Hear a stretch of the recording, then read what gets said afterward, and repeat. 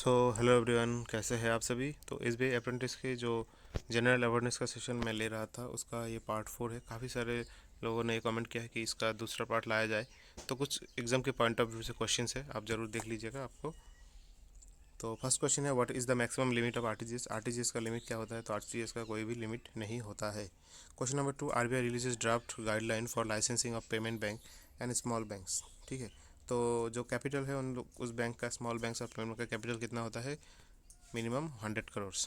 उसके बाद bank licence given to which of the NBFC का, एनबीएफसी का लाइसेंस मिला है बैंक का।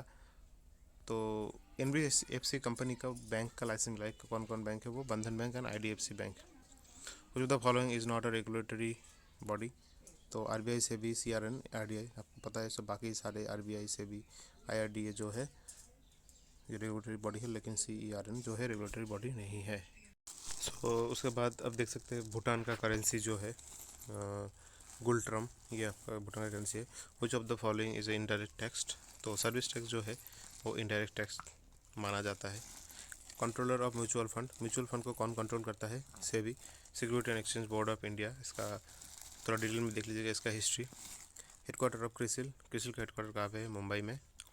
आरबीआई का जो एडजस्ट करता है लिक्विडिटी को, वो टूल का नाम क्या है? उस टूल का नाम है लैफ। लैफ का फुल फॉर्म है liquidity adjustment facility. Indian currency note BRA signature. तो इंडियन करेंसी नोट में जो सिग्नेचर है उसमें किसका सिग्नेचर रहता है? आरबीआई का, गवर्नर का। इंदिरा आवास योजना कौन से साल में लॉन्च हुआ था? 1996 में। डब्ल्यूटीओ का हेडक्वार्टर कहाँ पे है? वर्ल्ड ट्रेड ऑर्गेनाइजेशन आपका जेनेवा में, Geneva Switzerland. Bank use to what method to read the code on cheque. Cheque का जो कोड है उसमें किस की मेथड से मतलब कि रीड किया जाता है?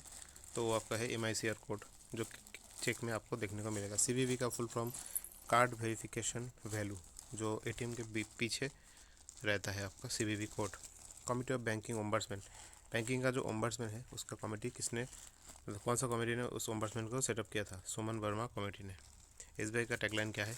अब ऑब्वियसली आपको एसबीआई को पूरा पढ़ना है। Pure banking, nothing else. What is universal banking. Universal banking क्या है? Provision of commercial and investment service को यूनिवर्सल बैंकिंग कहा जाता है।